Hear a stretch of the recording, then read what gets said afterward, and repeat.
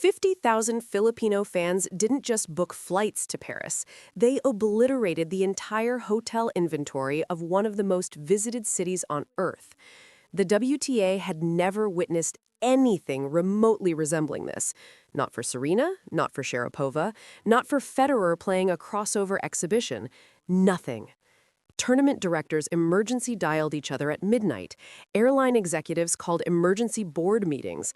Hotel chains activated contingency protocols reserved for G7 summits and World Cup finals.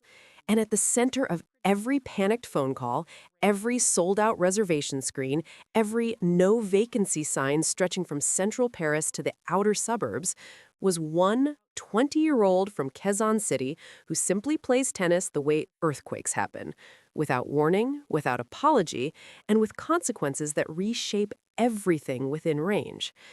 This is the story of how Alex Eala didn't just change a tournament, she changed an entire city. And the WTA? They were nowhere near prepared. Understanding what happened in Paris requires understanding what happened before Paris. It requires going back to a March afternoon in Miami when nobody, genuinely, statistically nobody, predicted that a 19-year-old wildcard ranked outside the global top 100 would dismantle the architecture of women's tennis in 4 consecutive matches. Alex Eala entered the 2025 Miami Open without a seeding, without fanfare, without a single credentialed analyst placing her name in any semifinal projection. She had a wild card, a courtesy entry that typically signals early elimination, and she had a forehand that tennis physics struggled to explain.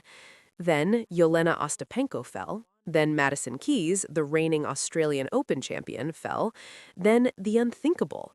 Iga Swiatek, world number 2, the most dominant clay court force alive, stood across the net from this teenager and departed that court in documented shock. What followed wasn't simply sporting celebration. What erupted across the Philippines was a seismic cultural reckoning. Journalist Diane Castillejo, who has covered Filipino athletics for decades, articulated precisely what the moment represented. Eala was already being treated like a multiple Grand Slam winner. Longtime sports writer TJ Monotok went further, drawing the only comparison that carries equivalent weight within Philippine national consciousness. The country has been hungry for the next Manny Pacquiao. When he was at his peak, life stopped. Life stopped again in Miami, differently this time, louder, wider, younger, and carrying a tennis racket. Within days, Filipinos who had never personally attended a professional tennis event began doing something that tournament organizers would spend the following 12 months struggling to accommodate. They followed her everywhere. To the practice courts, to the warm-up sessions. Andrew Rivera, a Filipino-American who'd driven 2 hours from Los Angeles specifically to watch Eala practice under the Palm Springs sun at Indian Wells, described the experience with quiet awe. "I've been coming to this tournament for 10 years. This is the most Filipinos I've ever seen at this tournament." That observation, 10 years of attending, never witnessing this volume, captured something precise. The Filipino diaspora, distributed across more than 10 million people worldwide, with approximately 1.7 million concentrated in California alone, had activated simultaneously, not gradually, simultaneously. BNP Paribas Open executive Philippe Doré described the effect with barely concealed excitement. "We love every minute of it, we benefit from it, we promote it." The tournament's YouTube channel posted a single day-in-the-life video featuring Eala. It pulled 94,000 views, crushing every other piece of content the organization had published that entire year. The Eala Tour, a term ESPN deployed with complete seriousness, had begun. Fans covering themselves in blankets and winter coats at midnight in the California desert to watch a second-round match that ran 2 hours and 43 minutes, a Laban Alex sign, Fight Alex in Tagalog, positioned in the front row of every venue she entered. This was the foundation. This was the combustion material. Paris simply provided the spark that ignited at scale nobody had modeled. But here's what nobody saw coming. The moment the WTA realized this wasn't a fan following, it was a migration. Roland Garros had hosted championship matches for a century. It had witnessed Bjorn Borg's clay court dominance, Rafael Nadal's historic reign, Serena Williams' Grand Slam pursuit. It understood large crowds. It understood passionate supporters. It had seen national flags and regional pride manifest inside its grounds with genuine intensity. It had never seen 50,000 people from a single nation spread across every time zone on Earth converge on one city for one player who at the time of booking hadn't yet been confirmed beyond the first round. The Eala French Open trajectory had already established its emotional contours. Her 2025 Roland Garros debut, the first Grand Slam women's singles main draw appearance by a Filipino woman in the Open era, generated press coverage that dwarfed players 40 positions above her. When she took the court against Emiliana Arango on Court 6, Filipino fans who'd flown from Manila, from Los Angeles, from Dubai, from London, packed every accessible viewing angle around that court. They'd come knowing she might lose. They came anyway. That detail, the willingness to invest thousands of dollars in travel purely to witness, not guaranteed victory, revealed something standard sports marketing frameworks couldn't quantify. This wasn't transactional fandom, it was devotional. For the 2026 Paris campaign, the scale of that devotion translated into numbers that automated booking systems flagged as anomalous. Flight search traffic from Manila to Paris surged at a rate that aviation data services described with visible bewilderment as extraordinary. Philippine Airlines and Cebu Pacific both recorded demand patterns their systems had never previously encountered for European sporting events. Hotel chains within 3 kilometers of Roland Garros registered full accommodancy weeks before tournament draw ceremonies. Then hotels within 5 kilometers, then 8, then 15. Accommodation platforms began showing no availability alerts across arrondissements that had zero historical connection to tennis tourism. Parisian restaurant owners near the clay courts began receiving reservation requests in Tagalog. Local convenience stores hastily restocked rice, not a standard Parisian inventory consideration, after advanced research indicated the demographic profile of incoming guests. Tournament operations staff at Roland Garros convened meetings that had no precedent in the organization's administrative history. Court assignments for Eala's early round matches became a strategic crisis. Standard scheduling protocols assumed crowd sizes calibrated to a player's ranking and recent performance. Eala's actual draw power bore zero relationship to her seating position. At the Australian Open months earlier, she'd lost in the first round. Her assigned court had been undersized for the crowd that materialized. Fans were forced to stand. Others, unable to enter, gathered outside listening to match audio through phones pressed against perimeter fencing. Tournament officials had scrambled reactively. Paris was not going to make the same error, but preventing that error meant acknowledging something publicly that the WTA had only gestured toward privately. One player, 20 years old, still developing her physical game, not yet a Grand Slam finalist, was generating stadium-filling demand that exceeded every other active player on tour when measured by per-match crowd intensity. The administrative implications of that acknowledgement extended far beyond seating charts. Stay right here, because what the WTA chose to do with that information and what they chose not to say publicly is where the story turns completely. Institutional panic rarely announces itself through press releases. It surfaces through scheduling decisions that contradict established protocol, through emergency committee convocations, through the sudden appearance of new crowd management infrastructure at venues that hadn't requested it, through the quiet, desperate phone calls between tournament directors who've discovered their logistical planning exists in a different reality than the one currently descending on their city. All of these symptoms appeared simultaneously in Paris. The WTA's operational challenge wasn't philosophical, it was architectural. Roland Garros, for all its grandeur, operates within physical constraints. Philippe Chatrier Court accommodates around 15,000 spectators. Court Suzanne Lenglen holds approximately 10,000. The remaining match courts range from a few hundred to a few thousand in capacity. 50,000 devoted, flag-carrying, nationally unified Filipino supporters, many of whom had invested life savings equivalent in their economic context to attend, could not be physically accommodated within standard tournament parameters. Court assignments became politically charged. Placing Eala on Chatrier would signal an institutional acknowledgement of her draw power that might offend higher-ranked players whose agents watched scheduling decisions with contractual precision. Placing her on a smaller court would create crowd management emergencies that had already materialized at previous tournaments. Neither option satisfied everyone. Both options satisfied the lawyers. Meanwhile, the hotels kept filling, the flights kept selling. Filipino community networks across Europe activated their diaspora chains. Filipinos in Madrid notifying cousins in Amsterdam, Filipinos in London coordinating with friends in Brussels. The entire scattered geography of a nation's exported workforce suddenly redirecting its attention and its savings toward one clay court in the 16th arrondissement. Novak Djokovic, who had watched Eala's fan phenomenon develop from courts nearby throughout the previous season, captured the institutional dilemma with characteristic directness when asked about the crowds she generated. He called it a good problem to have. Good problem, diplomatic framing from the sport's most decorated champion.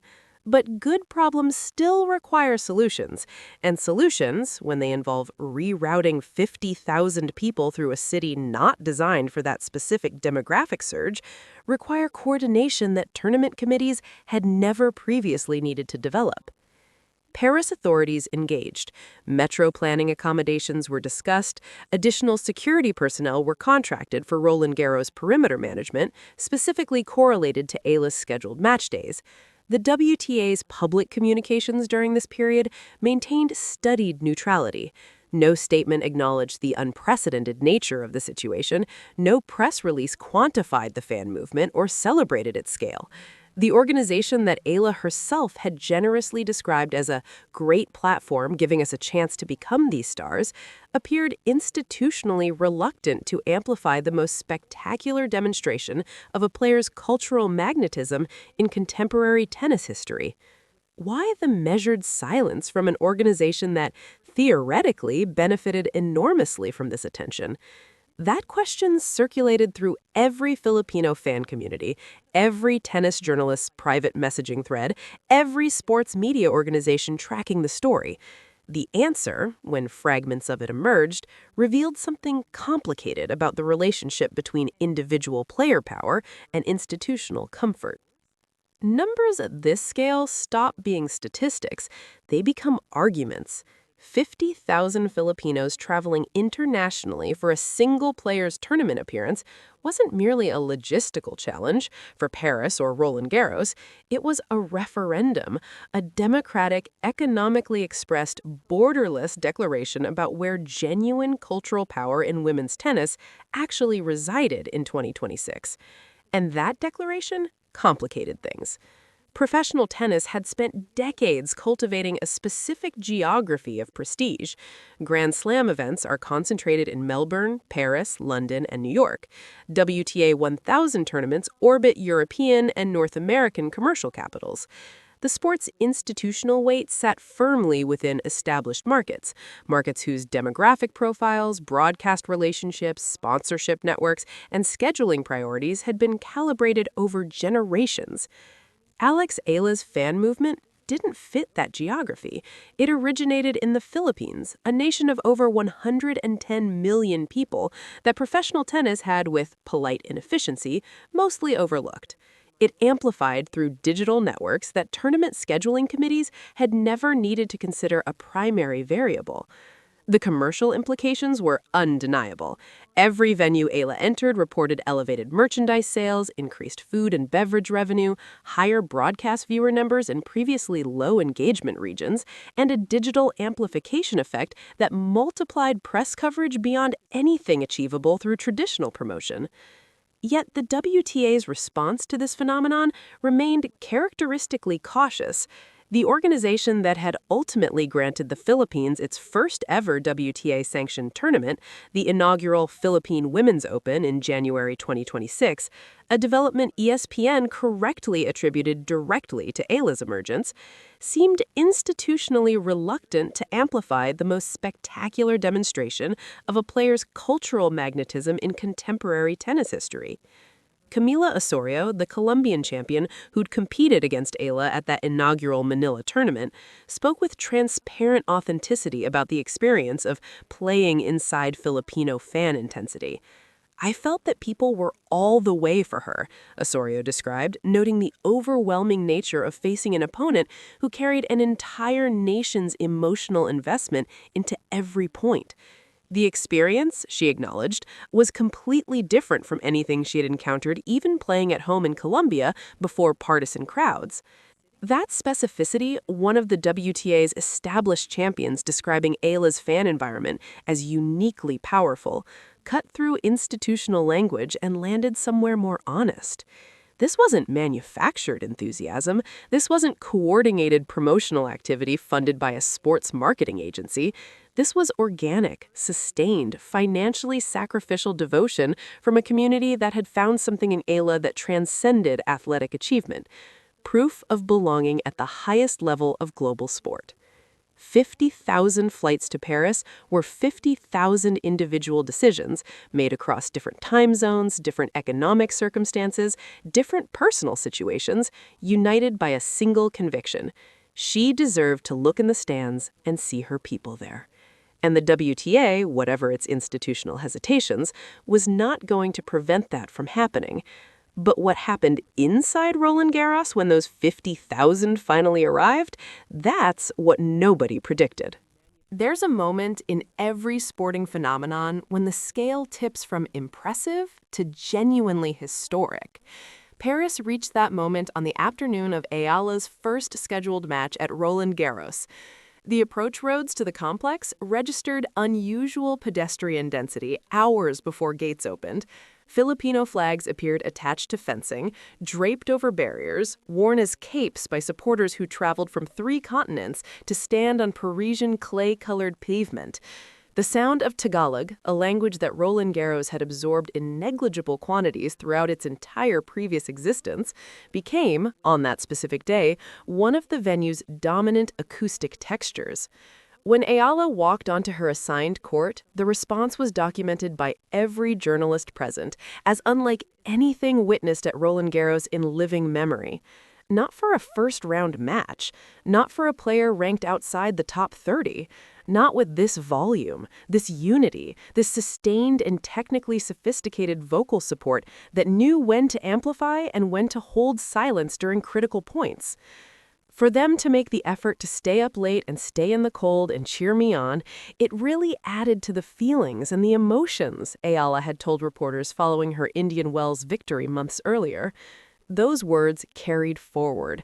The effort her fans extended, flights that cost years of savings for many, hotels booked at prices that required genuine sacrifice, time zones ignored in service of presence, created between Eala and her community a reciprocal emotional contract that was palpable watching her compete. She played differently with them watching, not recklessly differently, more freely, with the specific liberation that comes from knowing the people most invested in your success are physically present, close enough to feel, real enough to reach. The WTA's scheduling team, facing the crowd realities that materialized, made real-time adjustments. Barriers were repositioned, overflow viewing areas were designated, security coordination shifted resources. The machinery of institutional sport adapted, imperfectly but decisively, to accommodate what it had been too cautious to publicly anticipate. French media outlets devoted coverage to the Filipino fan presence that rivaled their coverage of the actual tennis. Local Parisians who'd purchased Roland Garros general admission access found themselves unexpectedly immersed in a cultural experience. The food, the flags, the communal singing, the collective emotional investment that bore no resemblance to any previous French Open atmosphere they'd encountered. The tournament's own social media documentation of Eala-adjacent content generated engagement metrics that required separate reporting categories. And through all of it, Eala herself maintained the composure and grateful authenticity that had characterized her public presence since Miami.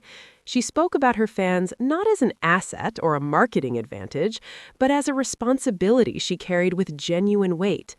To be Filipino is something I take so much pride in, she'd said at the U.S. Open, playing near Little Manila in Queens. I don't have a home tournament, so to be able to have this community here, I'm so grateful they made me feel like I'm home. Paris became, for one tournament's duration, the largest Filipino sports gathering in European history. And what it proved, beyond crowd management challenges and hotel booking algorithms and airline capacity protocols, was something that no institutional body had previously been forced to formally acknowledge. Women's tennis had a new geography. It ran directly through the Philippines, and it wasn't asking permission to arrive. Eala posted 3 words to Instagram when her 2025 season concluded: "My dreams have come true." Behind those 3 words sat a year that redefined what's achievable within women's professional tennis, not just technically, but culturally, commercially, geographically. A first Grand Slam junior title, a Miami semifinal as a wild card, a first top 100 ranking, a first WTA final, a first Grand Slam singles victory, a first WTA 125 title, a career-high ranking of 28 by year's end. And beneath all those measurable achievements, something that statistics couldn't fully capture. She had generated a fan movement that crossed oceans, that sold out airlines and hotels in cities she hadn't yet played, that forced one of the world's most famous tennis venues to reconsider its crowd management architecture, that prompted a sports organization to add a tournament in the Philippines for the first time in WTA history, a direct causal relationship that ESPN documented without ambiguity. Filipino journalist and former player Diane Castillo's observation echoed through everything. Eala was being treated like a multiple Grand Slam winner before she'd won one. Not irrationally, not through collective delusion, but because the qualities that produce Grand Slam champions, the mental discipline, the tactical intelligence, the emotional composure under pressure, the physical commitment to continuous development, were already visible in every match she played. The 50,000 who flew to Paris weren't deluded. They were early. And what they witnessed in Paris, a 20-year-old from Quezon City competing at Roland Garros with an entire nation's dreams threaded through every ground stroke, was only the preview of a story that hasn't reached its defining chapter yet. Eala herself articulated the broader significance with the maturity that consistently distinguished her public presence. Having a WTA tournament here is a huge stepping stone and a wake-up call, she said of the inaugural Philippine Women's Open. Filipinos are hardworking and passionate, and if we start to invest in our tennis players, we can slowly build more champions. Slowly build more champions. She wasn't claiming personal glory, she was claiming generational purpose. The girl who left the Philippines at 13 to train at Rafael Nadal's academy in Mallorca, who competed for years in relative obscurity on ITF circuits while her homeland had no framework for following her journey, had returned that investment with interest that compounded beyond any financial calculation. She gave an entire nation evidence that the world's most prestigious sporting stages were accessible. She gave the Filipino diaspora, scattered across every continent, holding tennis as a distant foreign ritual, something to claim as their own. 50,000 flights to Paris, hotels obliterated, the WTA scrambling, Parisian infrastructure bending to accommodate a demographic it had never anticipated. And at the center of it all, a young woman who still describes her dreams in the simplest possible terms. Grand Slams, #1 in the world, making a difference. When she achieves those things, and based on everything the evidence suggests, the question is precisely when, not whether, the world should remember that 50,000 people already knew.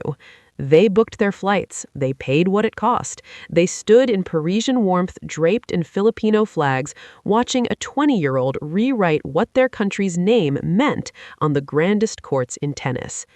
Here is the question that matters most as this era accelerates towards its inevitable peak. When one player's fan movement rewrites a sport's geography, does the institution serve the player, or does the player carry the institution? Because that answer will determine everything about what women's tennis becomes next. Drop your perspective below. The debate is already happening, and it needs your voice. Eala didn't travel to Paris. Paris traveled to Eala, 50,000 people at a time, city by city, sold-out flight by sold-out hotel, one electric match at a time. The WTA can schedule courts and manage crowds. What they cannot schedule or manage is the momentum of a nation awakening to its own hero. That story runs on Eala time now, and it isn't close to finished. Every week, the Eala story adds a chapter nobody predicted. Subscribe right now, because the biggest moments in this journey haven't arrived yet, and you don't want to miss a single second when they do.